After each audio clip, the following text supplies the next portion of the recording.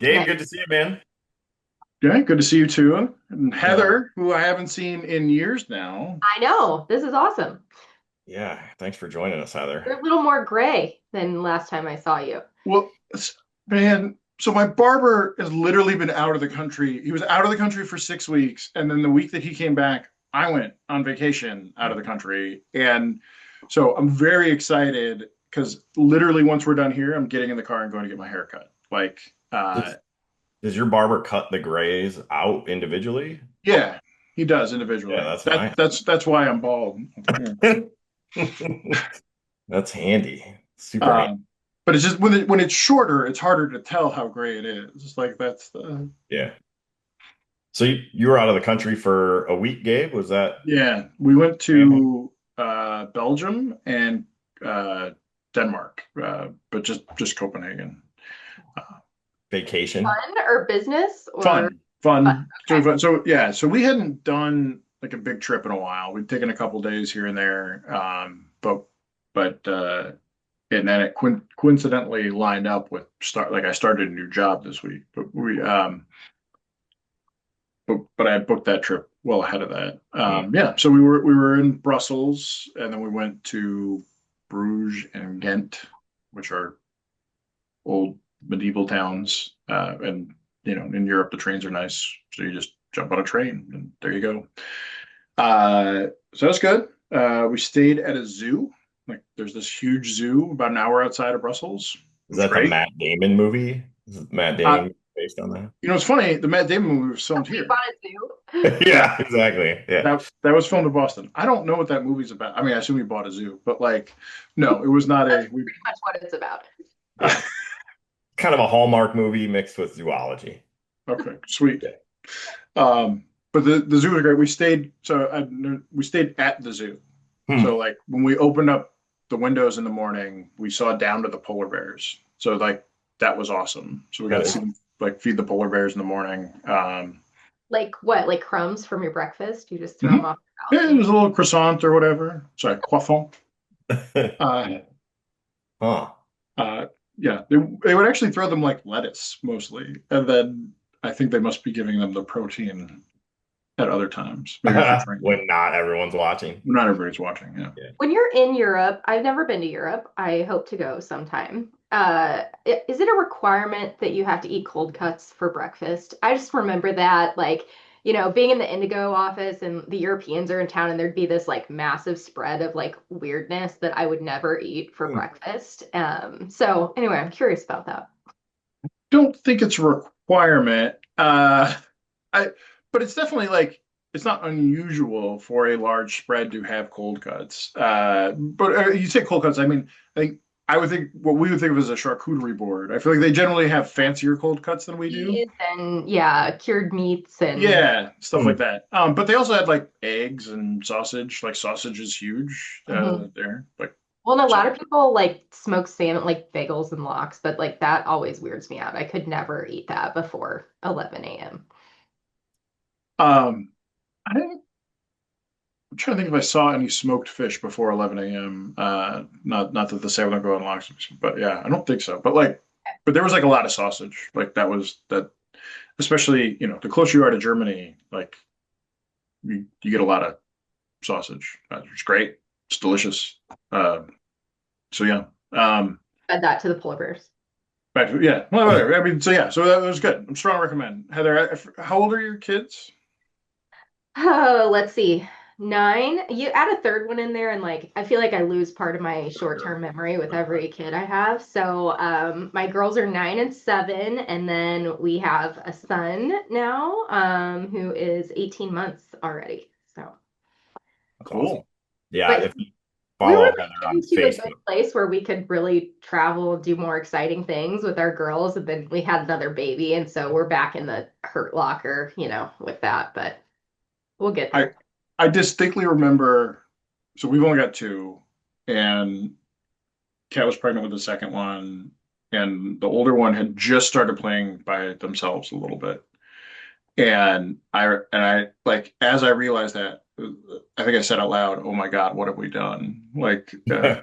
Um, But and then we stopped at 2 because twins run in Cat's family. It's like we're not going to go 2 to 4. Like that's a massive logistical change that I'm Yeah. not prepared for. So Yeah. that was Yeah, it. 2 and through. She's got tats on her knucks. nice. The world's built for four, family of four. Everything's family of four. Once you hit five, it's trouble. Yeah. And everybody starts asking when you're going to get a minivan, and the answer should always be never. But Until you make the switch, Heather. Now I you can't. do it. Now we like don't need one anymore. So we were those people. We for sure were those people. And now we're like past it. Me and my wife drive around a minivan and our kids don't care about us anymore. So they're not with us, right? And it's hard to give up. It's just hard to give up. Here it's real functional. It's so functional. Like the door dings. That's the biggest thing. Like when you pull into a store and your 5-year-old just slams the door open into the next guy. Man, we just push the button. My kids don't even know how to open a door. So I have this old I have a 64 Corvair that we drive for fun. And just the other day, my 13-year-old gets out of the Corvair and just walks away and leaves the door wide open. Like I had to park it in the garage. I just let her out. I'm like, that's the world we live in. They don't even know that car doors need to be shut. No, I mean, speaking of the world we live in, so having grade school age kids in 2025, the dings on my car are not from slamming them into other cars. It's from their Stanley water bottles that Oh, weigh 20 pounds that they're swinging around off their backpacks and banging exactly. my car. So that's the issue I have right now, and a minivan's not going to help me with that. My girls carried more water to school today than I drank in the year 1996. 100%. The whole calendar year. It's so What? true. So he's got to be full of crap because I remember playing football. You guys must have had one of these. So like, so we didn't have water bottles, right, for football. Like, Right. so practice, what we had was they built, I don't know, like it took some 2x4s, and so there was this big rack, not like you had to lean over to put your head onto it, and then they had PVC pipe all around the top of it and drilled a bunch of holes into it and Just screwed in a hose, and that was where your water. But I mean, I drank a lot of water out of that PVC. I agree. That's right. So I'll say during school hours. So from Okay, 8 to 3. yeah, very school, Yeah, like absolutely. And sports, whole other yeah, level. that's different. But like to be packing water on your person to school every day, like there's no water there. It's hilarious. Exactly. And my kids, which they're a little younger than Rodney's, but they don't know how to drink out of a water fountain. Most of the water fountains in their school are actually bottle fillers now. They're not like a regular water fountain. But we were somewhere the hockey practice, I think, the other night, and Willow forgot her water. And I'm like, well, there's a water fountain, go drink out of it. And I'm like coaching her through how to drink out of this water. She's like trying to like fight. Catch it. It's all down the front of her. There's a puddle on the floor. I'm like, what is wrong with you? Yeah. Uh, Ronnie, did I ever tell you about our bidet? No. No. Okay, so Hasn't I'm come going to start up and with we haven't discussed I'm bidets on the I'm a podcast. strong recommend on the bidet, by the way. Yeah. So I'll fast forward to the end of the story and say I, so there's two pieces of this, and you'll realize why I brought it up when I get to the second. But first is the funny one where we were remodeling a bathroom. Electrician's like, "Hey, do you guys want an outlet by the toilet?" And I was like, "Why would we want an outlet by the toilet?" He's like, "Well, a lot of people are putting them in for bidets and stuff." And I was like, "Kidding me?" And I Yeah. was like, "No, dude, we don't need an outlet." And I went downstairs and talked to my wife, and I was like, "Hey, just so you know, like they asked about this," and I told them no. And she's like, "You might want to rethink that answer." Because it wasn't something we had discussed. I don't know that she had thought about it, but clearly, as soon as she heard that this was a thing that we could do, it was a so one. So that was that. So I learned that we were in fact putting in a bidet, and so this is great. So fine, whatever. So I had to go through that whole process, which is also a shocking process because you can spend like $30 and you can spend literally $20,000 on a toilet seat. Like it's crazy. That's crazy. We went the lower end, but not like it's a so our bidet has a remote, and you can change the water temperature. The So you got seats a heated warm, seat, heated heated seat too. seat. Yeah. Yeah. Hmm. The kids complain when the heated seat, when I turn it off when summer comes around. Like, I'm like, guys, it's like 78 degrees out. I think we're okay with a cool seat in Yeah. this scenario. But talking about forgetting the other thing it does is an auto flush. So you stand up and it Oh, flushes. So my kids don't flush toilets. yeah. That's a Like, problem. That's a real and it's like problem. we have two bathrooms in this house. So one of them has it, right? The upstairs one. So whenever they use the downstairs toilet, they always forget to flush Hmm. and forget about it when we go other places. But anyway, if you don't have one, I'm a strong recommend.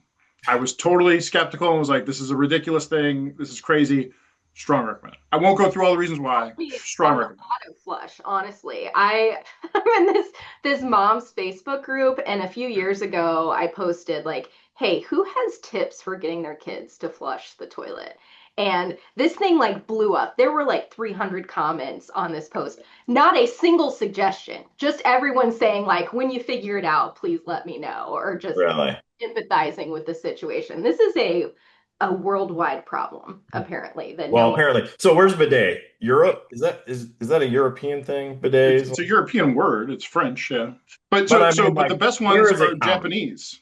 Japanese. All right. Okay. So we have a Toto bidet. They don't Okay. even pay us to advertise on here. Here I am shilling for their bidets. Still waiting for that first They're sponsor. yeah. Somebody might go look at their website. But I'm telling you guys, if there's a plug by your toilet, go check out, see if you can put a Toto bidet on that Yeah. noise. It's So I've remodeled a few houses and I used to watch a lot of home improvement shows like back in the day. And I remember this guy, he was installing a bidet as part of the thing. It was like I didn't even know these were a thing at the time. And he's like, "Oh yeah, it's super easy. It's like a 15-minute project. All you do is, put this on your seat and then plug it into the outlet that's next to your toilet." And I remember being like, "Who has an outlet next to their toilet? Like that's not a thing." that's not, I I still am not convinced that it is a thing other than It just defies people. all logic of water safety in the bathroom that I was Yeah, it's taught. like under. Yeah, that's not good. That's I not mean, good at all. yeah. There are other outlets in the bathroom, right? Like that got me there. But yeah, yes, it's proximity to shit, literally and figuratively. So last bit on the toilet talk. When we did our last house, we did a soft close seats on all the toilets. Do you Oh guys have? yeah, yeah, yep. So the problem with that is if you invite me to your house and you don't have soft close toilets, it sounds like your whole house is falling down. Like I literally, as I'm walking away, I just take the toilet bowl and just slam it down, It's a bad habit.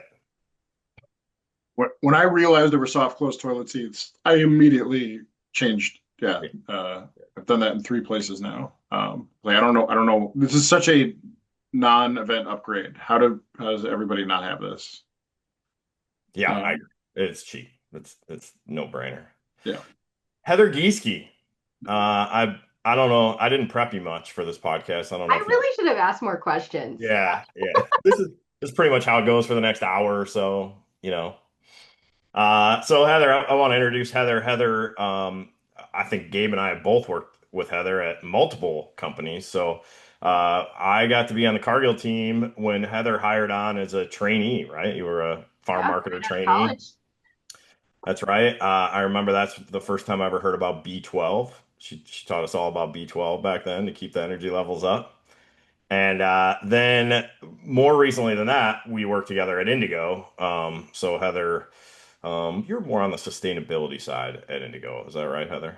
Well, I mean, I was there for 4 years. I'd say the first half was on the grain marketplace side, and the latter half was on the sustainability Got carbon it. side. So I kind of saw and biologicals towards the end. So I'm probably one of the few people at Indigo that worked on or worked in all three of those areas. Yeah, super Yeah. cool. And then most recently, just started a new company. I see it over your shoulder there, BounceAg. Excited to hear about that, Heather. I haven't. I've been following you on LinkedIn. I see your posts. I read your posts, but would love to hear more about what you got going on there as well. Yeah, for sure. It's been fun. Gabe, what's your experience with Heather? You guys cross paths for sure at I the mean, CRM side, right? yeah. So my initial experience with Heather was as she was the trainee FM, right, and a farm marketer, and then eventually she joined our business, right, on the CRM side. Oh, Um, I didn't know that. You mhm. were a CRM. All right. Yeah, like I don't know, I was with CRM a couple years. So I started out as a trainee in Northern Illinois with you, Rodney, and then I took on my own territory for a year and a half, 2 years in Central Illinois, and then switched over to CRM. Man, Gabe, I tried working with you forever and you hired Heather? Heather, just so you know what he's referring to, I tried to hire that idiot like at least twice. And back then there was no remote, and the man refuses to leave Dwight. Correct. Uh, And I so will say, like, that is the most I have traveled in my entire career was when I was with CRM. It was like 80% of the my time was on the road. I'd leave on Sunday night and get back on Friday. And I mean, I was a young professional at the time, newly married. We didn't have kids, so it worked. But ultimately, why I left Cargill was just I was ready to slow down on the travel, but learned a ton. pretty reasonable. And, like you're not traveling to amazing destinations. You're going to like, middle of nowhere, North Dakota or Nebraska, anywhere there's a grain elevator basically was where I was traveling. And awesome people. It was a really fun job. But man, if I rolled into a town and I could find a Hampton Inn and a Subway, I was like, living big. That was a big deal. Yeah, and I you were probably driving, not flying, right? You were driving everywhere. Yeah, for the most part, I was driving just because, most of those places there's nowhere for couldn't you to fly. fly. Yeah, you Yeah. can't. Right. Yeah. I when I used to go to Missouri, right into like Sikeston, there was like some really small regional airport. So I'd fly into whatever and then get on literally a prop jet to fly into Sikeston. One time I flew into Decatur from Chicago. Really. Nice. I forget why I was, but that was literally like being in the back of a van. Like it was the weirdest flight I've ever taken. Like it was like the pilot. I could touch the pilot's shoulder, Yeah. and like there was room for maybe four people in that plane. Yeah. I yeah. Anyway, so people were talking about a rural part of Pennsylvania the other day, and like, oh man, but there's like a pizza place, and oh, and I was like, guys, you're not scaring me with this. Like, A pizza place. That sounds yeah, I fantastic. was like, oh, okay. Casey's? Was it Casey's? Yeah, exactly. Probably too far east to be a Casey's. Maybe it's a Sheets or something. I don't know. They probably would have been more excited about a Sheets. We had a few weeks ago we had Catherine Glowinski on the podcast, Heather. I don't know if you crossed paths with Catherine at Indigo, but I was one day I was in her area teaching people about kind of the Midwest, and she off the cuff asked me what the best pizza in Dwight was, and I said Casey's. And we just left it at that, and that was it, right? But like 2 days later, she followed up with me. She's like, "Hey, you buy your pizza from a gas station?" And I'm like, "Yeah, I guess it's a Midwest thing." Yeah, it's good. So good. Yeah. Breakfast pizza? I mean, can't beat it. I went to Farm Progress Show last week and I was feeling the vibe. So I stopped at Casey's, got a slice of breakfast pizza, and bought a Powerball ticket. It just felt, it felt like the thing to do. You got to do the combo. Yeah. What'd you do at Farm Progress Show? Just walk around, or did you have something going on there? Yeah, I mean, it was mostly just catching up with it's farm shows. It's really about networking, right? It's like everybody shows up and you're in one place, and that rarely happens in ag. And so you just kind of catch up with people, see what there is to see. I've been to, I don't know if you know this, the Farm Progress Show is actually the reason I ended up in agriculture. Like that is the turning point in my career in ag because I didn't grow up on a farm. And anyway, I kind of Well, started how did you learning. get to the first Farm Progress show then? Well, great question. So, great question. Funny answer. So, I was the county fair queen in Macon County, Illinois. So, Decatur is part of Macon County. I grew up in a small town just outside of Decatur. Hmm. And so the county fair queen, and part of your job as the county fair queen is to support and represent different ag related things going on in your community. And that was the first year that the Farm Progress Show was held at that, what's now a permanent site in Decatur, Illinois. So it was a really big deal for the county. And so they had me kind of set up there serving as the, official hostess of the Farm Progress show. And they stuck me at the Growmark booth, and I think I was selling bracelets, like support the troops bracelets to raise money for that. And so I was there for, several hours one day selling bracelets with my tier on and just making conversation with these guys from Growmark that were working their booth. And to me, I mean, I grew up in a rural area, so I knew what farming looked like. But to me, agriculture was like just that. It was farming, and you had to be born into it, or it didn't seem like a career path because I just didn't have that awareness.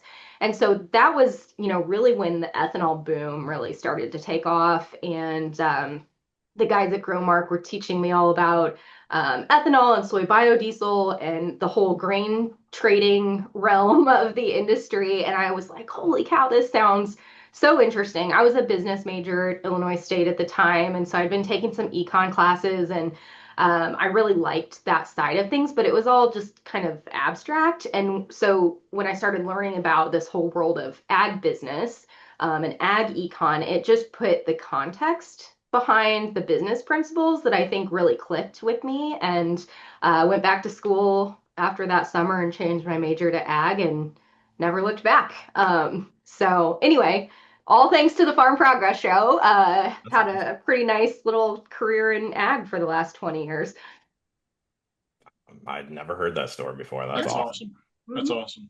Yeah. What year was that Farm Progress show, Heather? You remember? That would have been 2005. So literally 20 years ago. Yeah. Um, yeah, but going back to your question about Farm Progress this year, I think it was really a testament to kind of some of the challenges we're seeing in ag. It was definitely downsized from what you would have seen at a big show like that in previous years. I mean, most of these big companies, um, Bayer, Corteva, these companies that would have had huge tents, air conditioned tents, lots going on. I mean, they weren't there. They were much smaller than they were typically. And even within the booths, there really wasn't a lot to see. It was like you'd walk in, there was some signage you could read and people you could talk to, but just not the exciting, techie, interactive exhibits that we've gotten used to seeing over the last decade or so. So I think just really kind of putting the period on this recession that we're seeing in ag right now, and people really trimming back on some of those things. Yeah, I think probably trim back on the people they send to the booths in the first place, right? I can imagine there's probably half the people working the booths that there used to be, and just the money spent on it. I got to head up a company's presence at the Farm Progress Show one year. It's sticker shock galore. It's unbelievable what that thing costs. Yeah. So what was the actual conversation then? Like so there's not a lot of stuff to interact with. There's fewer people. What were the people that were there? Like what that you were talking to?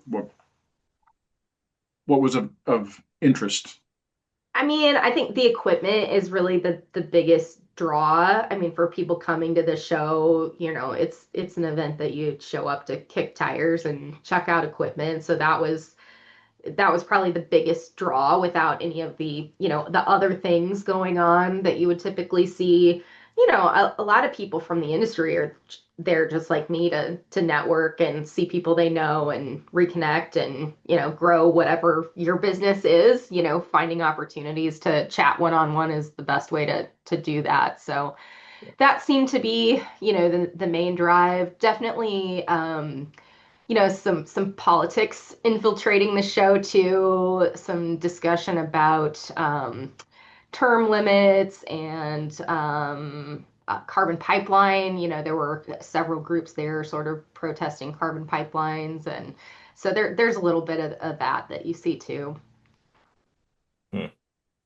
Was there anything cool, or was it? I mean, you're not going to get auto steer every year. So was there? I mean, not was there? Was it? Did it all feel incremental, or was there anything that kind of felt like it might be a step change? No, it all felt pretty, it was kind of disappointing. Like there was nothing exciting. Nothing that I was like, wow, I'd never seen that before. I hadn't heard about that.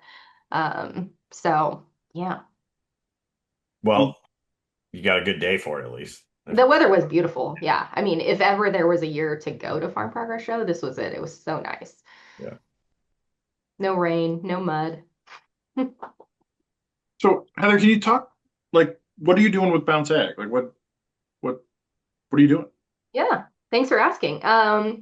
Well, so I started BounceAg back in January. I was with Indigo for 4 years. Kind of took a work break to have a baby after leaving Indigo, and I was doing some consulting with a large firm, which was great learning experience. Kind of a good initial lean into what it looks like to be a consultant, but I really just kind of had this pull to be able to do it on my own just because I could choose the things that I wanted to work on. And so I think what was interesting timing, so I was my position at that consulting firm was eliminated at the beginning of the year, just like a lot of people in ag experiencing that downsizing right now. And I think that was really just the nudge I needed to go out on my own. And I had several friends that were like, hey, I don't really know why you weren't doing this yourself to begin with. So like it's always great when you have friends and connections in your network to give you that confidence or that nudge that you need.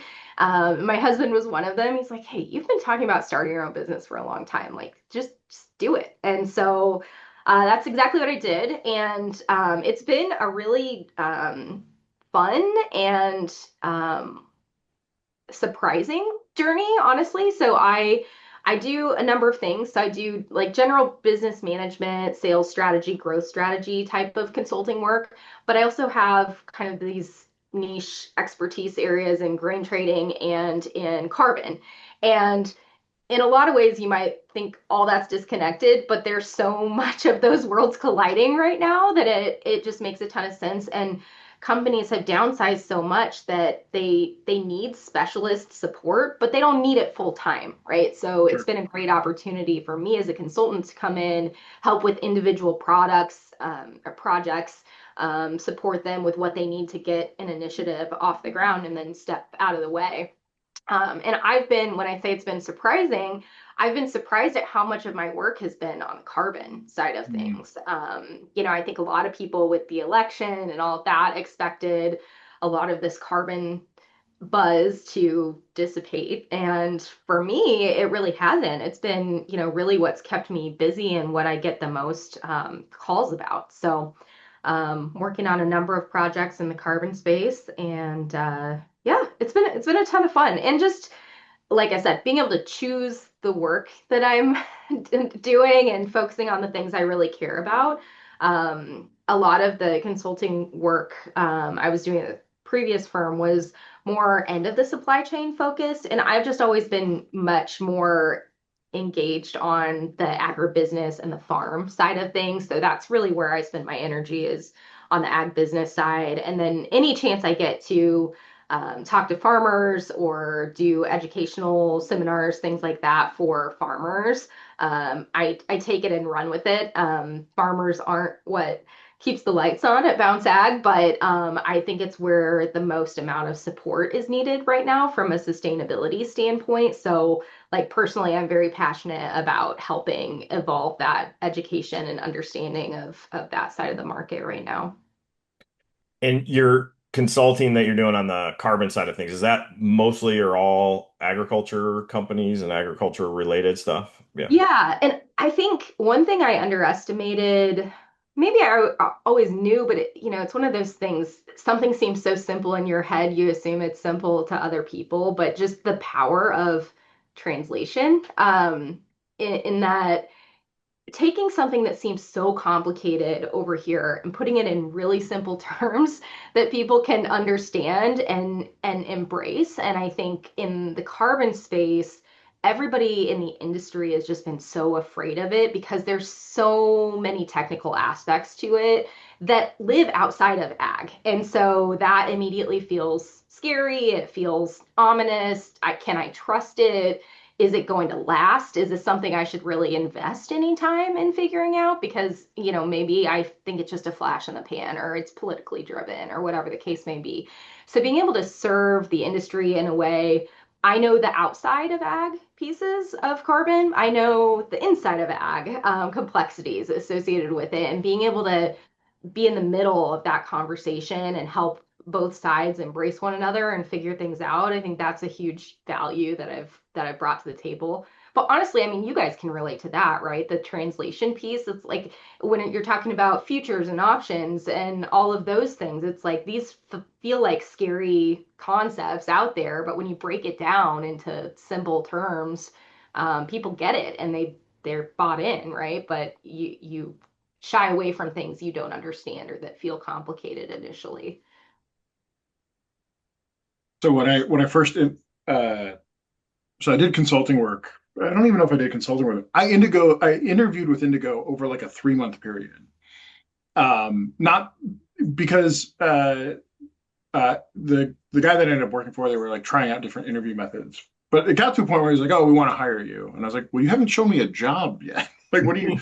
And so he gives me this job description that was basically they wanted to hedge. They had price exposure and they needed to hedge, and I was like, "No, thank you." And I don't want a job where I'm going to sit in the corner and hedge like that. That's like tying my shoes. And so what's funny, like, it just reminded me of that because obviously I worked at Indigo for a number of years after, knew them really well. They're like, man, we thought you were so arrogant when you said that. Like, 'cause it was like, that's what it, like, that is like the easiest part of anything that I've ever done in because that's all I've ever done, right? Is the trading stuff. And so, yeah, it is funny how that works. Like, because Probably yeah, team at Indigo that was looking to hire someone, that felt like a really complicated thing. They need to hire some Sure. serious muscle to come in and do this work because they just didn't understand, right, how simple of a concept that can really be.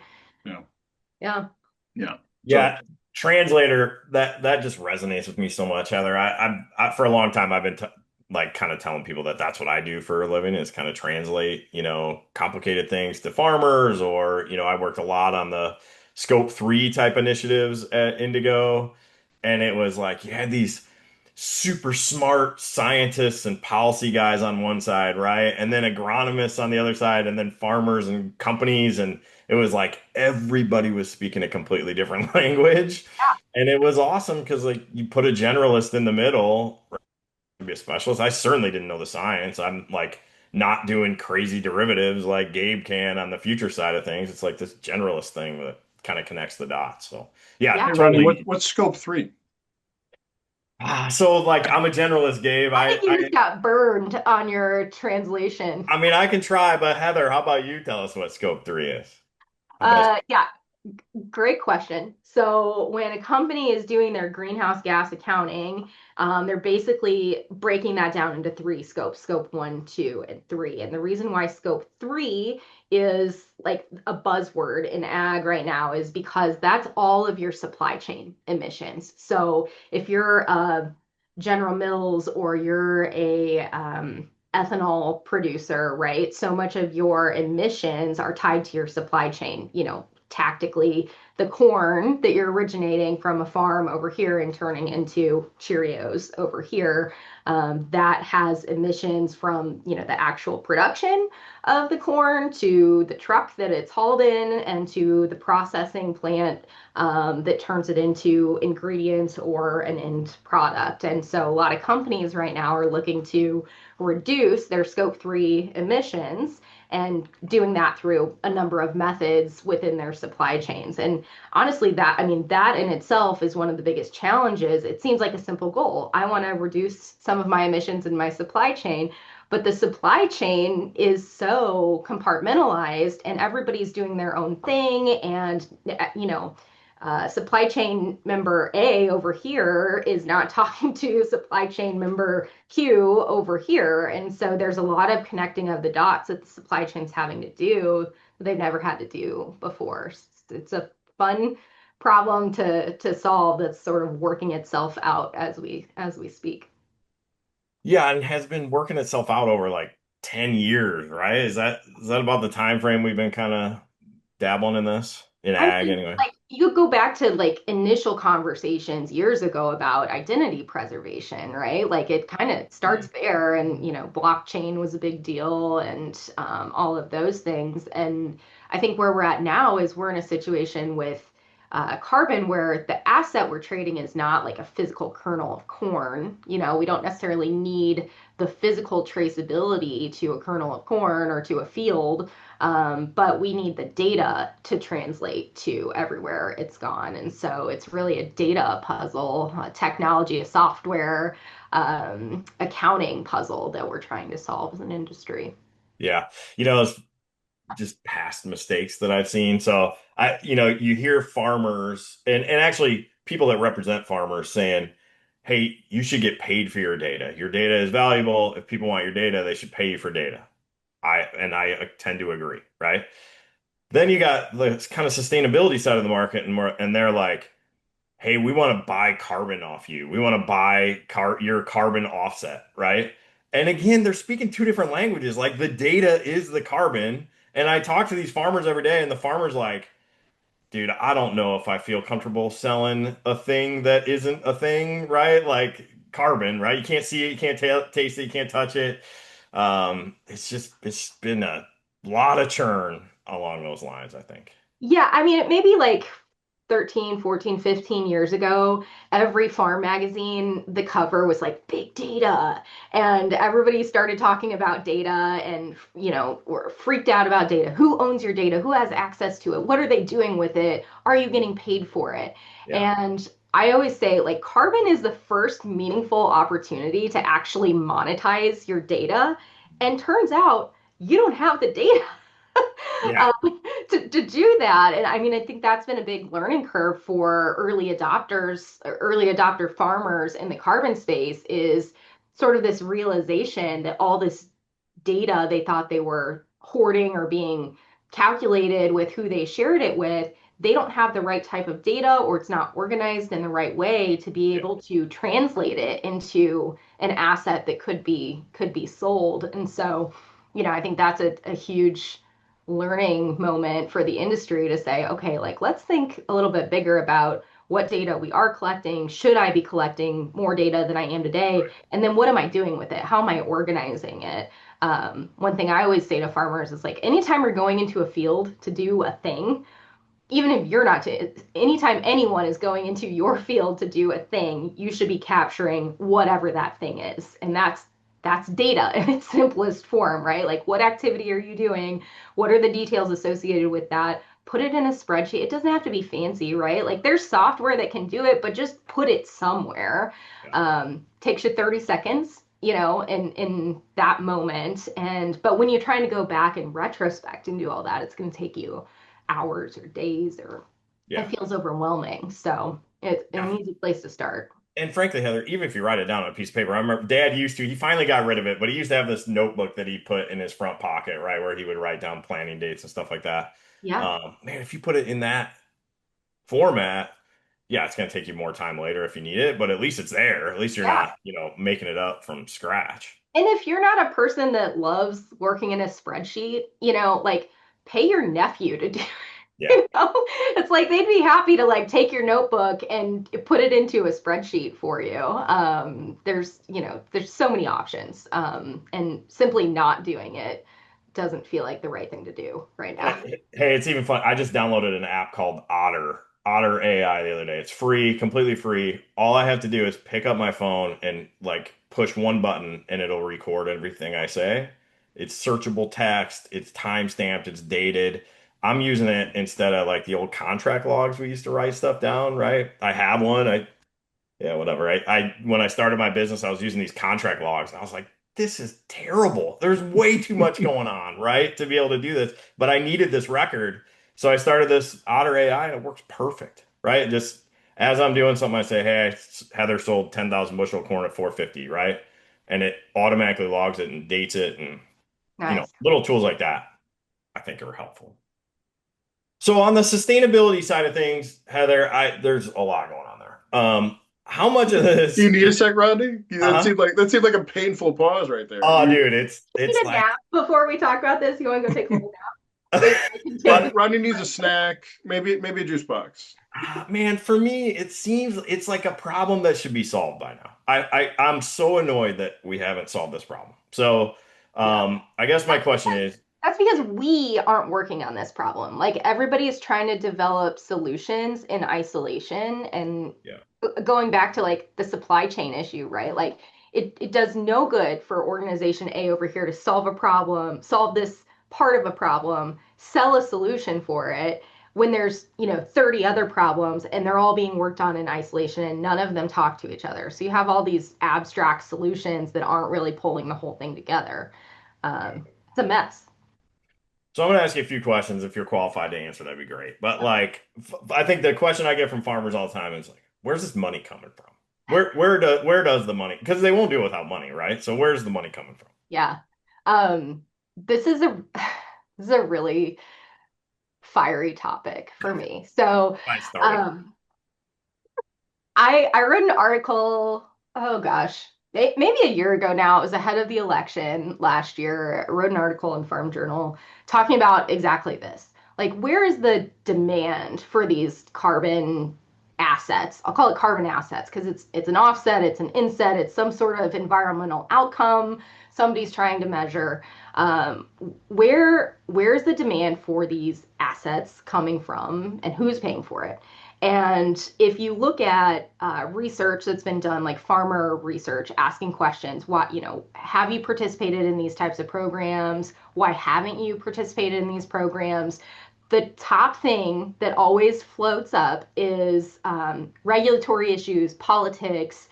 There's this like feeling or belief in the industry that this is all being driven by politics. And so ahead of the election, of course, like that was a big reason to do nothing. Well, we're going to have a political change and all this is just going to go away. Oh Well, God. it hasn't. I mean, and even being in this, like I just said, I've been surprised how busy I've been with the carbon work after the election.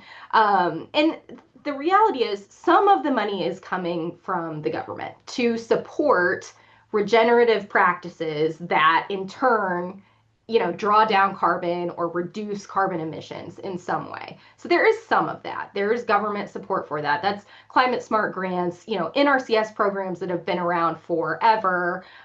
Those types of programs. They're trying to help enable farmers to make practice changes that are environmentally friendly. Great. So that's great. That's really a catalyst, but not a driver for the sustainability market.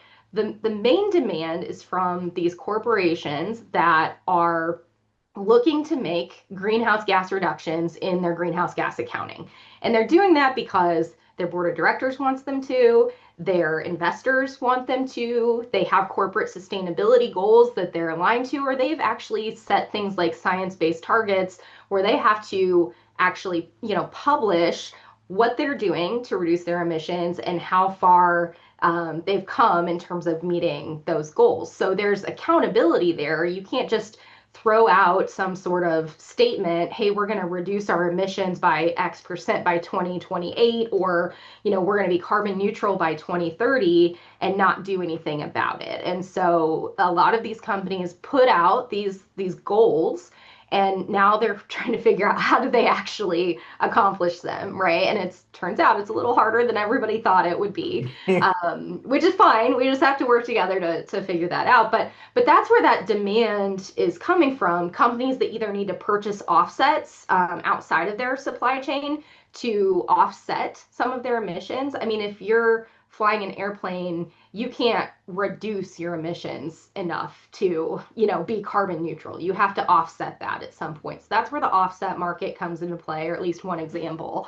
Insetting is what happens within your supply chain. So those scope 3 emissions we talked about, how can you reduce emissions from your supply chain to draw down that greenhouse gas emissions number in your corporate accounting? And so that I think is something that the industry has been watching for a while and excited about because that translates typically to a premium for your grain, for a lower emission grain, which feels a lot more comfortable, right? Like as an industry, we're used to that. It's like a specialty program, right? Whether it's non-GMO or it's white corn. You get a premium for that specialty grain. This is kind of the same thing. You're getting a premium for regenerative practices that you've used that this company can quantify and use to their benefit. So significant opportunity there for a farmer that has access to those programs, but those programs are pretty few and far between right now. And so it's an exciting opportunity. It's just not scaled yet. Right now, the biggest, the two biggest opportunities farmers have to capitalize on regenerative practices are carbon offsets and government programs like NRCS or programs like that are in their area. Those are the most widely available. Not to say there aren't insetting programs, there absolutely are. They're just very micro in nature. And then there's 45Z. So Yeah, I would have thrown where worlds 45Z into collide, that. right?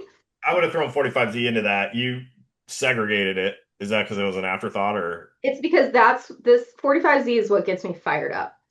Oh, wow, So right. This is about to get interesting First, then. It also gets me where does the fired. money come from? Gets Heather fired up now. 45Z. I mean, yeah, well, no, I mean, I think 45Z is great. Don't get me wrong. I think it has tremendous opportunity for the industry eventually. so what is 45Z? Like, I think carbon offsets or assets is hopefully straightforward enough or Yeah. general enough term. 45Z, really specific regulation or opportunity. What is 45Z? So what's interesting is 45Z is of all the things we just talked about, 45Z is the newest. It's also the one I feel like farmers are most familiar with in terms of like the name, right? Like if you say 45Z for, oh yeah, I've heard of that. Like there's awareness about 45Z. What it is, it's a tax credit for biofuels producers. So what it does is it pays biofuels producers for getting their CI score, below a certain level. CI Great. being carbon intensity. Carbon intensity, yes. And so when you're, doing your greenhouse gas accounting, you have to quantify the amount of emissions that, your facilities, there's emissions associated with the production of ethanol. There's emissions associated with the corn being grown, the seed being grown before it even gets to the farm to be planted. So all of those things have emissions. And so the carbon intensity is really a measure of the carbon emissions per output, whether that's a gallon of ethanol or a bushel of corn or whatever the thing is. But And I'm going to call it. It's worth noting CI scores are across all fuel types. So we're talking about specific in ag, but one of the struggles on the carbon side is a lack of standardization and regulation. Don't know that CI scores are actually regulated, but there's absolutely industry standardization there and like a known pricing differential that's publicly available for different CI scores. So yeah, it's a framework to operate in that's way more comfortable if you're an ethanol producer than trying to figure out what carbon credit is going to be worth or how you're going to generate it. And so it's a I will say one of the things that's probably encouraging about it is it's finding a different framework to operate under that's, like you said, it's more familiar to folks, especially those on the energy side of the business. And so when people are asking where money's coming from, like in energy, CI score has been a source of money for, I don't know, 10, 20 years now, yeah, right? It's probably not 20 years, but like certainly 10. And again, like different CI scores clearly generate different premiums, either higher prices or whatever it might be. And so I think that's worth calling out. Is it's not something that suddenly got made up as part of carbon credits. It's not something that we made up for ethanol. Like it is a standardized thing in fuel. yeah. Sorry, I just wanted to throw that out there. No, I mean, great point. Like, this is not a new thing at all. And, so 45Z is a tax credit for ethanol producers. And I think that's the first thing to understand that initially gets confused. It is not a tax credit for farmers, it is a tax credit for ethanol producers. And it encompasses their CI score for everything happening under the roof of that ethanol plant. So the actual carbon emissions of the production of ethanol make up the largest portion of what has to be reduced. And a lot of these ethanol plants have methods for capturing that carbon from production and moving it elsewhere. That's where the carbon pipelines come into play. So there's a number of things happening within those ethanol plants to reduce their CI score. The grain origination is a small part of that. And so the opportunity for 45Z for farmers to date is unproven. It hasn't happened yet. It's sort of this idea or this promise, a lot of players in the market are making about the future opportunity of premiums for grain to support 45Z programs. So basically, an ethanol plant has to say, okay, great, in order to get to this CI number, I need to reduce the emissions of the corn that I originate by X. And there's a model, it's called the GREET model, that's out there, is developed by the Department of Energy, that everyone will use to quantify, the emissions associated with certain production methods. Okay, so when these companies set up these programs, then a farmer can choose to participate in it, potentially get a premium. We have no idea what this actually looks like, but there's a whole lot of folks in the market right now that I think are spreading what I will call propaganda around the immediate value or like immediate actions you should take to be able to participate in these programs. The reality is, if you're not in an area with an ethanol plant, you're not delivering grain that's ending up in an ethanol plant through a local co-op or something, you're probably not going to see opportunity from this. In 2025, right? Or in 2026. Yeah, in the near future, right? You also really don't need to be concerned with especially paying for any kind of service that is going to calculate your CI for you right now. If and when a program pops up in your backyard that makes sense for you to participate in, that pays you a premium, they're going to calculate your CI at that point through their own tools. Right. They're not going to want your CI score. They are not going to care less what your CI is. And even if it's with a reputable company, that may not be the company or the tool that they're using to do that. So just like pump the brakes. You don't need to do anything. You certainly don't need to pay anything. And then going back to our data conversation, there are a lot of companies right now sort of preemptively saying, hey, share your data with us. We will calculate your CI score for you, and you'll be first in line when these programs come about. People, that is a data grab. Like, you are getting no immediate value for sharing your data with these companies. And once they have it, what are they doing with it? Like, are you asking the right questions about that? Because if you're a known person in their supply chain that's delivering grain, or known business that's delivering grain, and you then share your data about the regen practices you're using and the field it's coming off of, and they have that data, why do they ever need to pay you a premium for that grain if they know you're already delivering there and they can quantify the outcome from your farm? So I'm not saying there's, a copious amount of bad actors in the space. I'm just saying, like, let's be smart about this. Let's wait till there's a real opportunity before you exchange any value or data, for the sake of a promise. And that's what it is right now. It feels like an empty promise that hasn't come to life. Watch it, pay attention. I hope it translates into, grain premiums for a whole lot of farmers. I truly do. It's just not here yet. So like, let's chill out a little.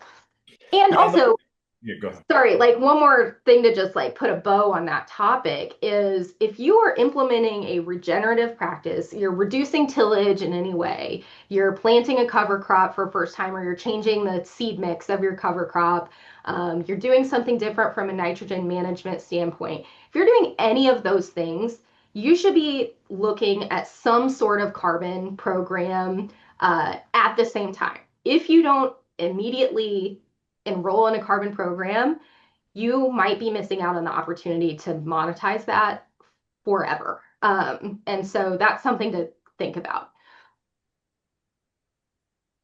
So you're doing a bunch of consulting work. You said getting more calls about carbon than you expected.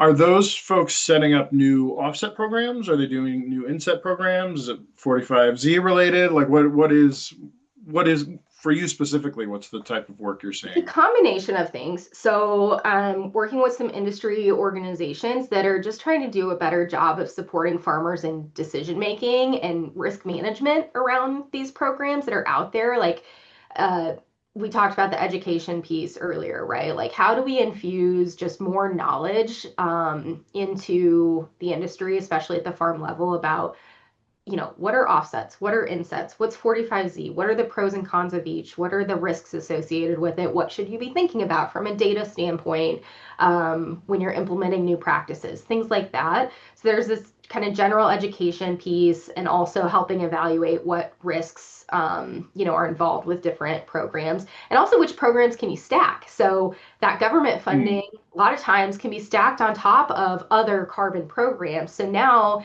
you're getting money for your carbon offset over here, or some premium grain program over here, and you can, add in NRCS funding on top of that, or like an RCPP for a watershed in your area, something like that.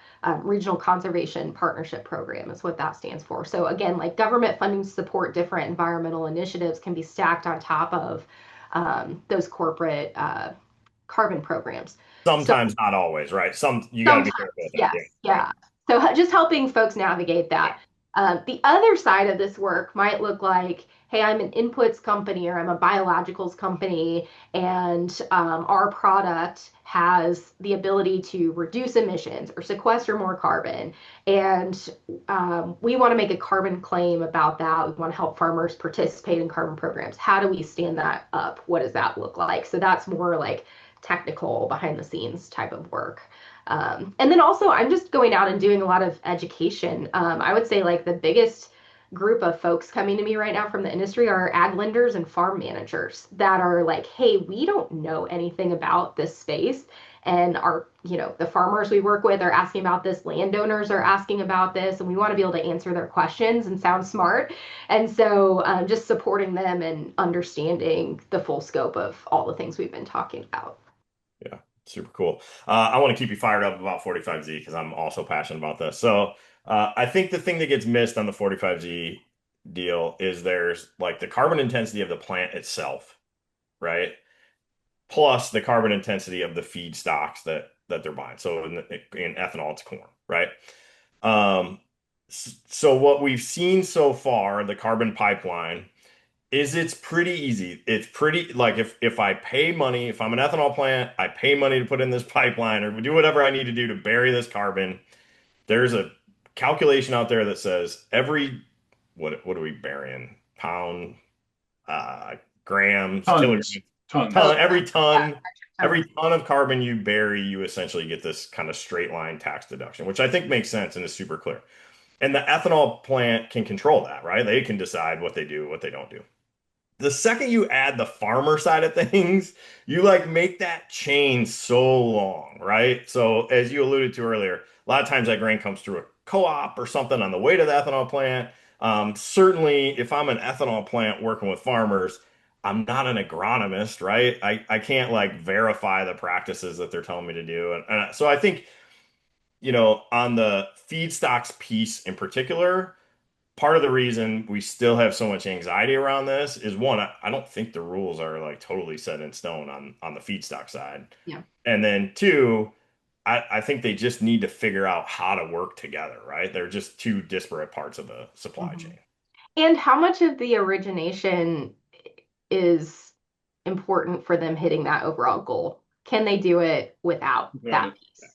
Um, I mean, I still remember, Heather, you touched earlier on the back in the, aughts, like the big ethanol subsidies that came through then, and everybody's like, oh, these are like, and it was supposed to be a farmer subsidy, right? Like we're going to give the subsidy to the ethanol plant and it'll go to the farmer.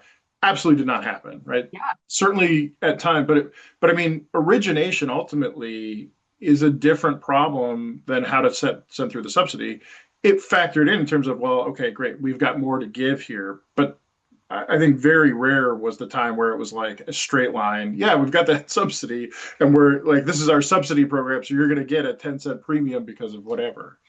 That's where And it, that's where this all gets super weird. So, like, if I'm a farmer in central Iowa and 40 ethanol plants went up in 2005 or whatever it was, Right. right?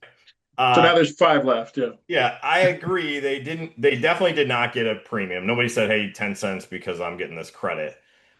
But didn't they get like better basis in that area? I mean, didn't it result in a So, better so margin? look, ethanol plants tend to drive better basis in general because of the way they run their origination process, right? Like, and so they pay for different things. I think ultimately, so your Iowa example, sure, right? Like, well, I say sure because they're competing against other ethanol plants, and so they're all competing that same way. But if you're the only ethanol plant, or there's two of you, and you're mostly competing against other more whatever non-ethanol demand, like it's still a supply demand question. If I don't have to pay you more than I'm paying you today, why in the world would I pay you more? That's right.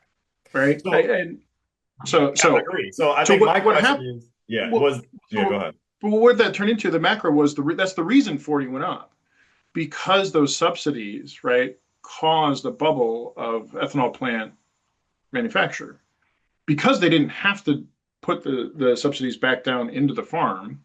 And so that led to a gold rush on the ethanol side, which is why a number of the ethanol plants went down, right? And it is what it is now. But I would call that a demand-driven policy. Right? They implemented a policy to drive demand for corn, right? I would say they implemented a policy to drive demand for ethanol. Ethanol. For ethanol, which in turn drove demand for corn. I mean, it was corn Yeah, they growers totally that was, changed the formula, right? Yeah, I agree, yeah, right? Well, yeah, but it wasn't obviously there's supply chain impacts, but this is the problem. Like people pay what you pay them to do. yeah. So 45Z, you're getting paid to generate ethanol with such and such a CI score. Like that's what you're getting paid to do. You have, as Heather hit on, you have multiple tools to address that to get to that point. And so maybe some of it goes to the farm, but it is not a farmer subsidy, Correct. as you've all said. It is not a demand driven policy to create more corn, like or more demand for corn. Will it ultimately? Probably, because you'll probably get more ethanol production than you would have otherwise. There'll be more demand for the things that go into generating ethanol, but it starts to really diffuse, right? It's not a straight line by any stretch. And Well, if so you're looking at reducing your carbon intensity, the path of most resistance is the direct to farm path for Yeah, that. that's right. Like that is the hardest problem to solve. And so if you're an ethanol plant, you're looking at every other method that's going to make a bigger impact with less effort first. And then solving for that later. Maybe by the time that gets solved for, the tax credit's gone. Um, I mean, and that's the some of the challenge with a lot of these carbon programs that have popped up. Many of them were funded not by corporate money, like we talked about earlier, but by climate smart grants. And Right. so it's really important to understand like whatever program you're choosing to participate in, where is the money coming from? Is it coming from a corporate initiative? Is it coming from demand on that side of the house? Or is it being subsidized by the government because that's not going to last? And then what? So yeah, you got a paycheck for a couple of years from a program, but now that's gone. And we're actually seeing that right now with some really strong programs that were out there, but they lost their climate smart grant and now they're not paying farmers. And so it kind of leaves you stranded and wondering, okay, what can I do now? Can I do anything now? Um, Yeah, so I kind of have two buckets in my head for these. And one is policy driven stuff. So 45Z, there's like a program out there that, ensures that the money, if I'm in this program, the money flows down to me. I think, some of those climate smart things would be in that. Then there's a voluntary program, which is, hey, Nestle just wants to lower the carbon intensity of the corn that or whatever product they're using. Um, how much of the market does that make up, Heather? Is that a growing thing, a shrinking thing, or what's your thoughts?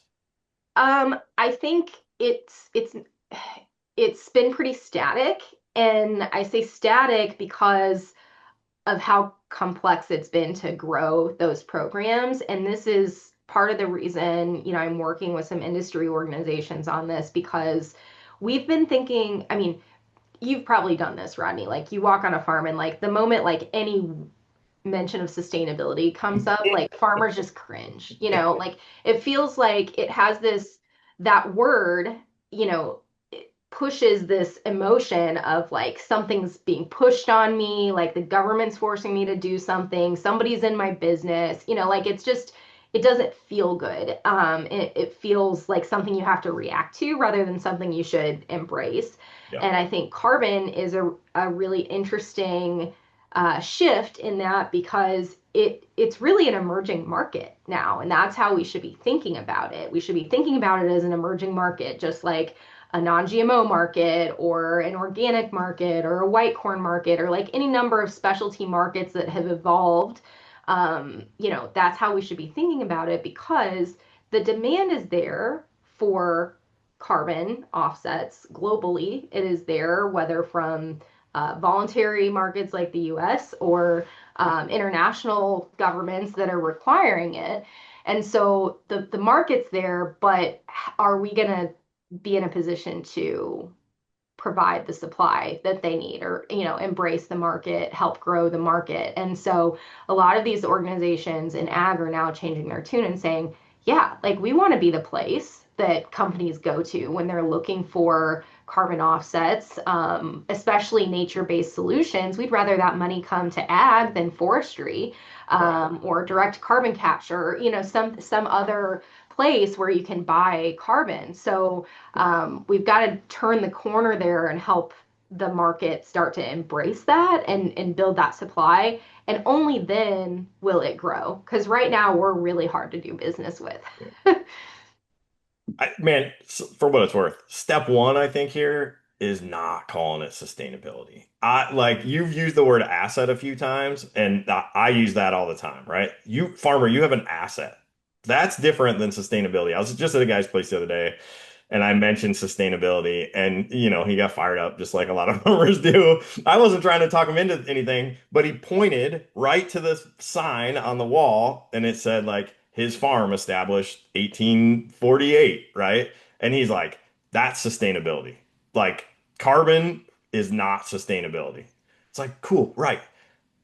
If we could shift the language, at least on the farmer side, I think too, hey, you have this asset that you can sell. I think that's a big deal.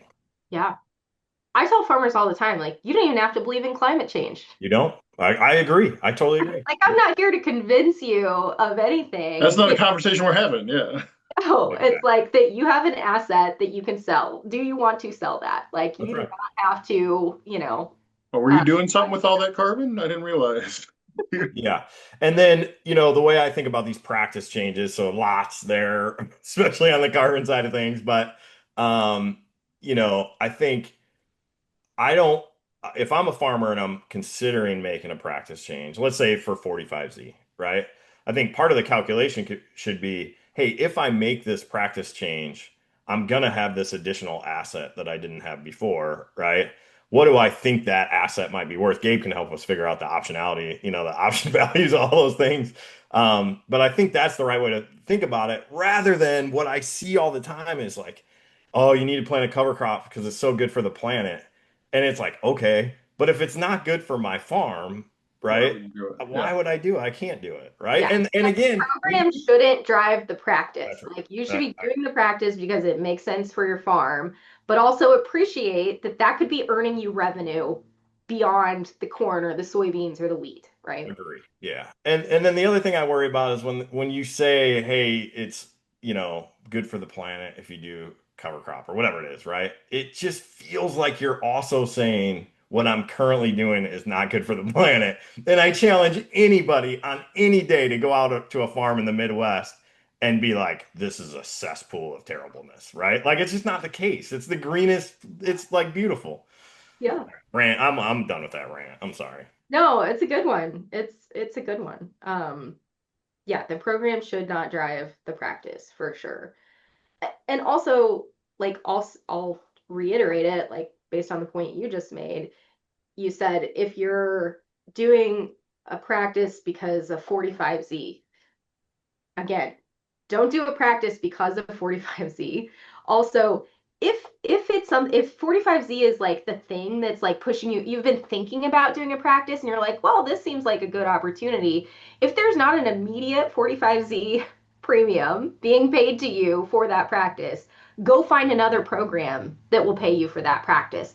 When and if a 45Z program comes up, just make sure whatever program you're signing up for allows you out of that contract so you can switch to the other one. And there are several of those out there that you can participate in. So there's flexibility there. Just like don't do nothing. Yeah. That's the take home. Yeah, that's good. Ronnie, should we pull up our markets? Yeah, sure. Yeah. Uh, I honestly I haven't looked at corn or cattle prices until now, uh, for about 10 days. So Heather, I feel like I'll give the quickest cliff notes I can on this. So unsurprising, we're looking at these corn futures, right? We just look at it and check in, see what's going on there.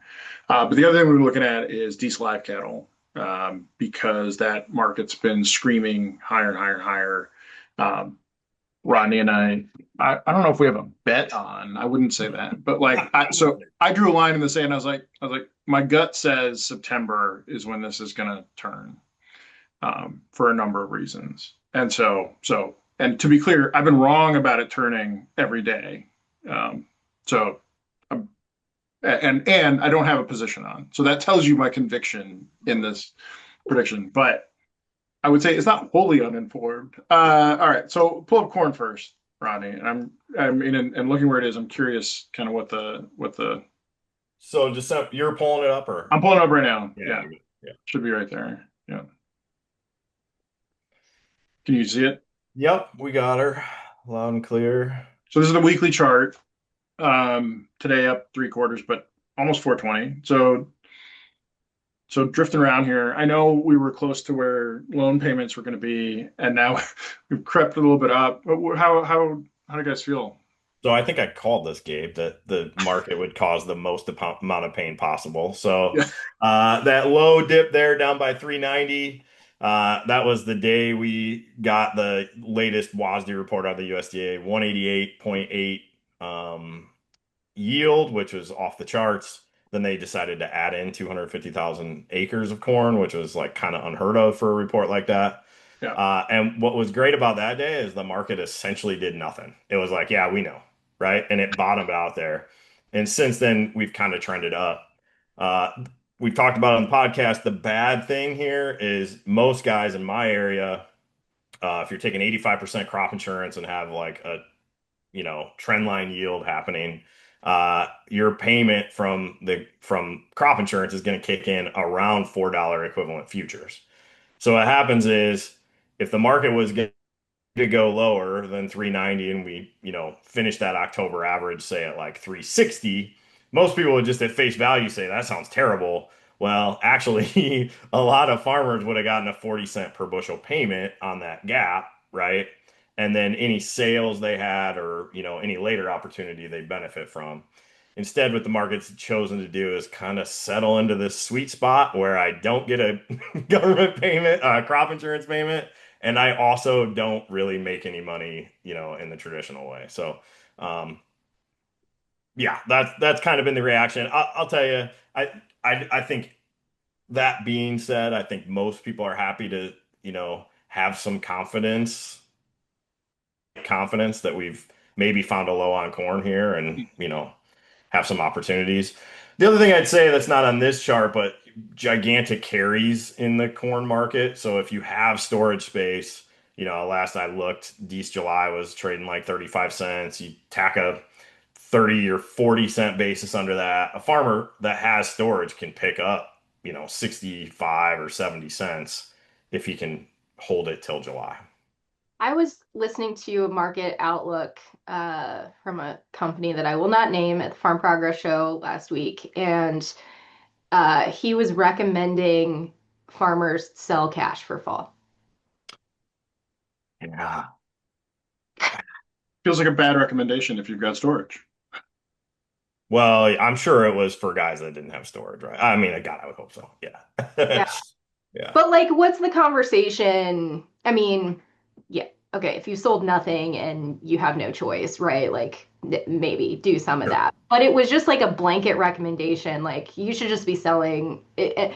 And so the old, you know, farmer grain trading mentor in me was thinking like, what's the bigger conversation here around like a solid diversification strategy for your corn well in advance so that you're not in this situation, right? Where this is your first sale of the year.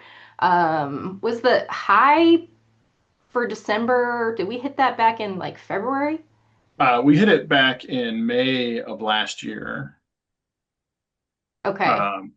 So I've got queued up here because exactly that point. You remember Nate Brovitz, right? So Heather, I don't know if you knew this, but like Nate's actually one of the most disciplined grain marketers I know. Like Okay. when he puts his farmer hat on, so he consistently starts selling. He started selling next year's crop. I mean, it was probably like what 3 or 4 months ago.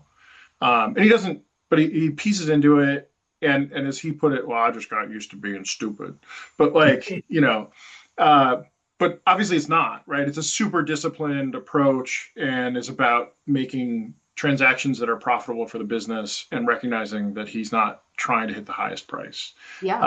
I've got queued up here to look at 20. But yeah, that you're right. That is the if you're feeling bad right now, like yes, you need to deal with what's happening right now. And so it sounds like Rodney's saying, lock in the futures, but if you've got storage, look to roll delivery out to July. Is that I mean, that's so lots of logistics and money concerns in between there, but yeah. for sure. Hey, on the high of December corn, so the contract high is actually around 580, essentially way back on the day Was that it it came on the board, right? So this okay? is So two and a half. okay, so the day it was listed, Yeah, if you were that exactly. aggressive. So And then that must have been like 2023, 2022. let's see. I forget how early they list them now. Yeah, that would have been so the high was listed on April 28th of 2022. Okay, so if you were prescient enough to sell 3 years in advance, you're good to go. Three and a That half feels years. that feels aggressive for It does most. feel a little aggressive. It's a bold move. Feels aggressive. Hopefully they But were like, focused. let's think about that. Between last year's harvest and now, what Yes. was the high?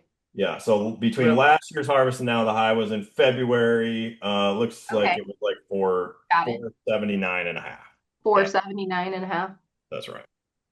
Yeah. so Now, the thing that people have been saying about this corn market, so February crop insurance is guarantee is calculated in the month of February. So that went on when that happened. The February average came in at 470. We finished February lower, and the thought process back then was, hey, we've never not retested that crop insurance level, that spring crop insurance level. So everybody in the back of their mind had this like, hey, statistically, we should get back to 470, right? We were coming off of, $5 old crop corn at the time, right? So like guys are like, oh, I really want $5. We're at like 450, right? Or 455. But man, I think if I could get back to 470, which I'm super confident we will, this is Rodney back in February talking, or March, super confident we will because all these reasons. And then we just never got there. And we did a slow bleed out lower, which is actually the most painful way to move. That slow bleed is just awful. You miss this stuff, Heather, on a day-to-day basis? You miss having these conversations? I do. There's just like a nerdy grain trader part of me that I can't, it won't die. It's just there Yeah. always. Yeah. and there's always something different, right? Like there's always something new to talk about. Almost always something new to talk about in the market. I think it's like it's easy to be excited about it when you don't have to do it for your income. So, there's some of that. Uh, Yeah. Absolutely. The other thing I would say is August has been really rough on this corn crop, at least in, northern Illinois, I believe Iowa as well. We haven't had much rain and I'd say we haven't finished out the crop the way that everybody had hoped. Um, Harvest is going to start here in my neck of the woods in a couple weeks.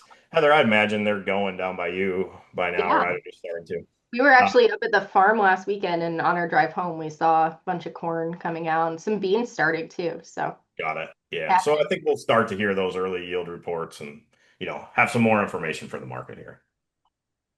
So we've pulled up 2026 just to put it out there, right? So Rodney, are you guys working orders to sell at 475 We have locked in some 426 for sure. Yeah.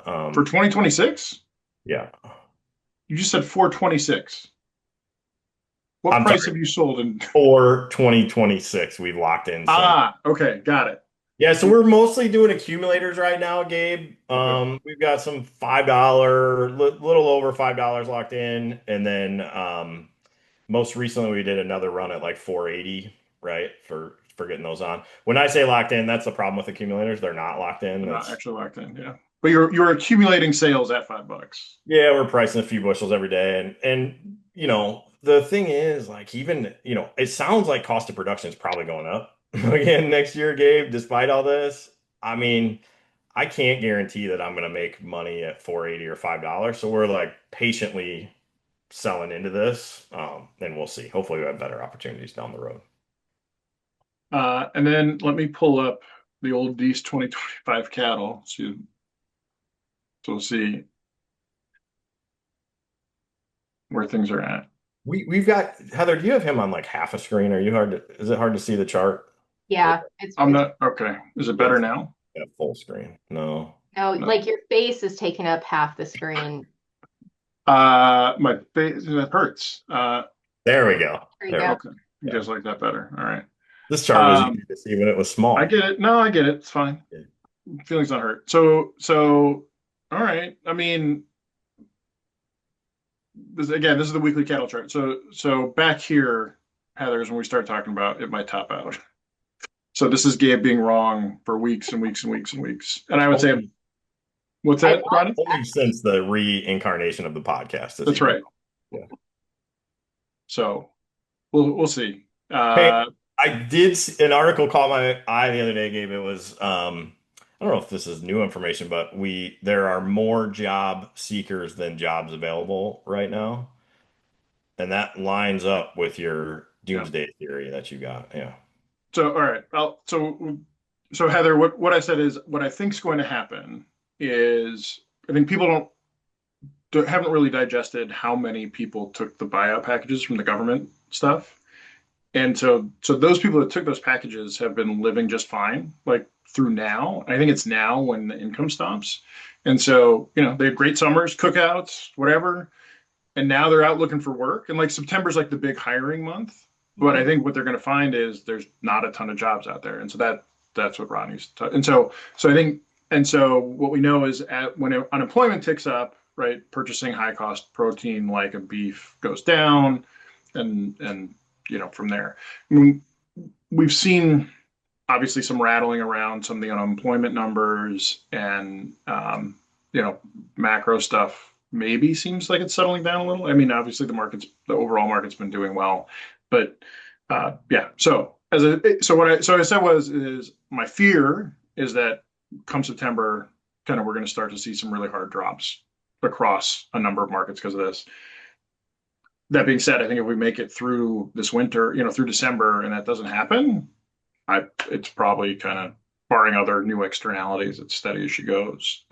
So obviously What's the supply side of the beef market look like right now?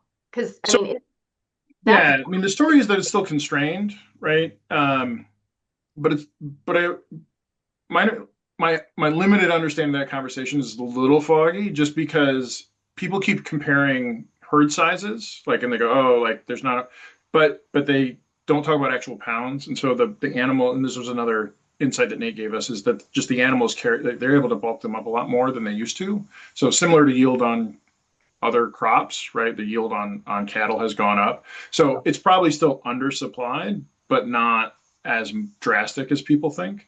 The other thing that Nate shared with us, he runs a cow calf operation, a modest cow calf operation, but when he talked to other folks, other peers in that space, is talks about the fear that they have. So been operators for a long time, but it's very much a similar feeling from his perspective as what he felt like as a row crop farmer in 07, 08.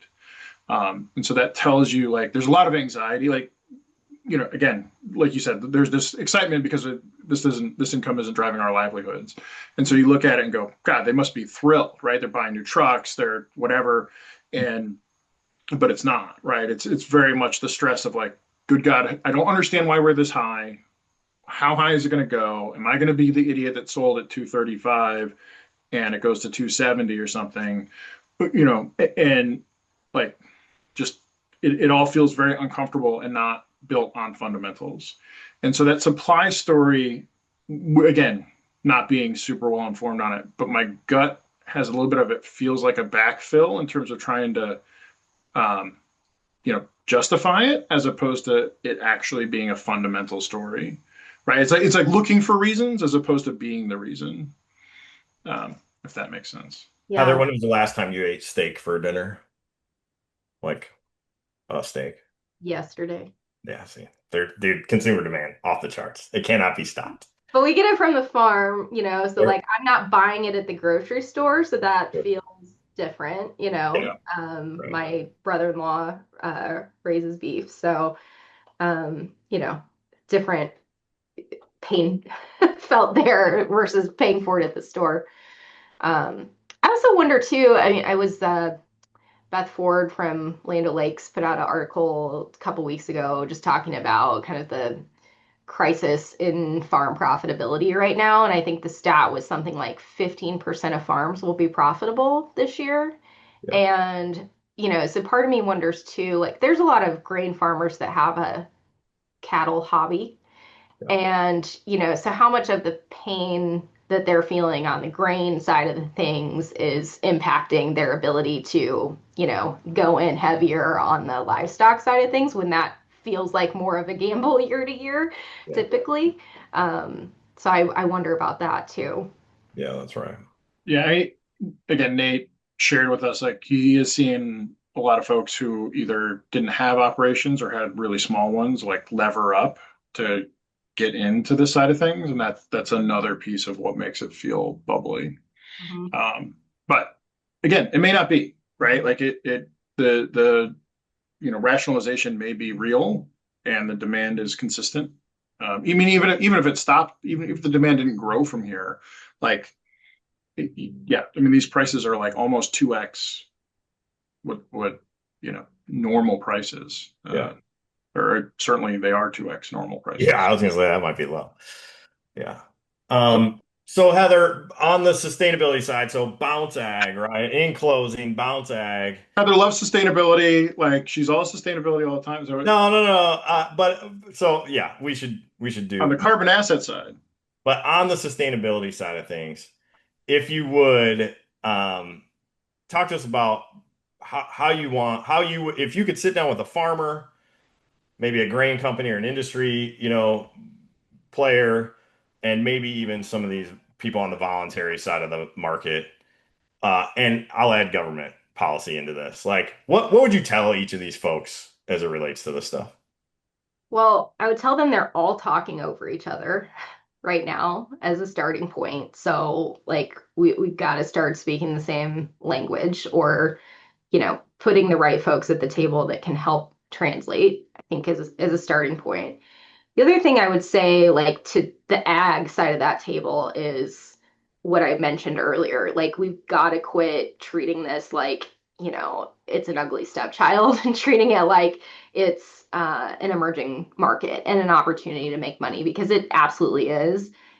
These things aren't like a get rich quick scheme, but when 15% of farmers are going to be profitable this year, like we should be looking at every avenue at our disposal to improve profitability for the farm, right? And so there's a lot of things at play to support farmers building a new revenue stream from carbon. A lot of different programs, a lot of different government subsidies to support on top of those programs, and a lot of farmers considering practice changes because agronomically it makes sense, right? So, like, when all those things come together, why not? Like, let's at least roll up our sleeves and talk about it. I think one of the reasons that I felt really strongly this pull to start my own company, and I felt this when I was at Indigo, actually.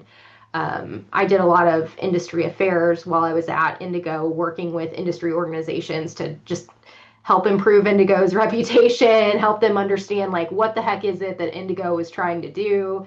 and sitting down with these companies that I'd worked with or organizations that I'd worked with for a long time prior to Indigo, just realizing the gap in understanding of this space, and that anyone that was in the space trying to talk to them about it or help them with it was also selling a program. Yeah. And it's hard to believe someone that's trying to sell you something. And I think that's a lot of my issue with a lot of these players that have popped up around 45Z. Yeah, they're putting out content constantly about, to hype up 45Z because they're trying to sell you something, right? Or take your data, which is valuable. And so, I think just ensuring that when you're having those conversations, if you're really trying to build solutions, you've got someone with a neutral mindset and expertise across the aisles of all of this that can help support those conversations. And as an industry, we've got to quit building solutions in isolation. The solution is not another marketplace. Rodney, you'll love this. I mean, the amount of conversations I've been a part of in the last year where a company or a group of people or even a group of farmers has set up a call with me and they're like, okay, hear me out. We're going to set up a marketplace where farmers can list their grain and their carbon and sell it. Yeah. And buyers can come in and, and Yeah. I'm like, this is brilliant. I wish someone had. I mean, it turns out you can raise like $2 billion if you come up with an idea like that. Yeah, and I mean it's like that you're talking to them and I'm like, yes, I absolutely I love this idea. I am bought into this idea. How much money do you have to support it? Because I'm pretty sure Indigo spent billions of investor dollars to try to do exactly this and like it didn't happen. So like, company ABC over here with a $500,000 government grant to support regen ag is not going to do that and be Right. successful. But what can you do with that money if you pull it with this company over here and this company over here? Yeah. So it's really about collaboration and just being smarter about the solutions we're bringing to the table. Yeah. Cool. Appreciate that. I know we focused a lot on sustainability here today for sure, Heather. Not surprising that you spent a lot of time there. I would say to the audience, Heather is a total pro in go-to-market strategies as well. If Clearview Commodities was ever doing a big go-to-market thing, Heather'd be my first call, absolutely. And I'd encourage other people to do the same. Got to Thanks. see it in action at Indigo. Appreciate that. And the market stuff. Don't forget that either. The commodity markets, that is, not Yeah. just marketing. Yeah. Yeah. Yeah. Swiss So Heather, Army. on the way out, anything else you want to plug? Anything you want to say in Are closing? we not going to talk about Gabe's new job? Is that a thing we're not talking about today? I mean, I mean, we can talk about it. I'm running data and tech for I'm now on the farming side. Like There we go. so Production. I'm data and tech for greenhouse. It's called Little Leaf Farms, and we grow lettuce. I you know yeah, I'm not sure. So what do we talk about? Uh, that's what we do. So grow lettuce. They have um, they're profitable, which is they're the only ones that are profitable growing lettuce in greenhouses in the U.S. Um, and they're expanding. So they've got operations in Mass and Pennsylvania. They're building out in Tennessee, and they will be building out more. And so really they're at that point where they're moving from into being a larger operation. And so trying to figure out how do we use tech and the data we have to get more leverage out of the people we have. And use it to help make decisions and get more clarity on things. So it's pretty exciting, just because they don't have a ton of tech debt. Like I'm not walking into like a mature tech side of an organization, and so tons of opportunity for blocking and tackling work to make people more efficient, but also some really exciting stuff on the data science side, like that will that won't start today, but will start imminently. okay. Yeah, that's it. So building a really small team on that, and then we'll end up using contractors and vendors to help fill in some gaps. But it'll be an opportunity to work with other data scientists and quant folks that I have in the past, especially as we get to more some of the more sophisticated stuff. But yeah, I'm excited about it. The people there, really care about their work. Like that's always like a nice thing, and these days more important to me to find is like the passion and excitement, like genuine excitement around doing what they're doing. Yeah. It's a very healthy environment to be around. So excited about that. Plus the lettuce. I get free lettuce. Yeah, I was gonna say, do you find yourself eating more lettuce now? No. And so Heather, so I'm on GLP meds. So my appetite looks more like a normal person now, as opposed to what it normally looks like. But I'd rather eat a cookie than lettuce, given like the smaller around me. Down 60 pounds now Oh, as of this week. So Yeah. And really, we're both just biding our time until some gigantic sponsor comes in and sponsors Drift and Return. And yeah, as soon as that happens, right, Rodney and yeah, we'll do a daily podcast at that point, I think. yeah, we'll just live stream like 2 hours a day. That's right. So well, so kind of the last minute here, I have a funny story about lettuce. So, well, it's not exactly about lettuce. So my husband works in ag, and he works in chemical distribution. So he sells, all the basic manufacturer stuff to ag retail, and occasionally ag retailers will take him out to visit with a large farmer that's doing something new. And one day he just absolutely got his butt chewed because he called a farmer a grower. And the farmer said, I'm not a grower. Growers grow lettuce. And he was just Mm. pissed that he'd been referred to as a grower. And anyway, the lettuce sparked my memory about this. And then my mind went to Rodney, how much time did you and I spend in meetings at Yeah. InfoGo with marketing trying to figure out like what do we call farmers? Do we call them farmers? Do we call them producers? Do we call them growers? I mean, there were Yeah. conversations had about like what is the right or most comfortable term that the industry wants to be referred to in like a marketing material or on a website or something like that. So anyway, if there's any farmers that have hung with us this long on Drift and Return, like maybe put in the comments like what's your preferred term? Is it farmer? Is it producer? Yeah. Farmers? What did we land on? Do you remember? I think farmers. so Uh, when I got to Cargill, they had just switched to producer because like I don't know if like I think somebody was out in the field and they referred to somebody as a farmer as a farmer, and they similar reaction to the lettuce thing. They go, I'm not a pig farmer, like I'm a producer, right? And so it turns out it's probably regional, if not specific to the yeah. individual. Yeah.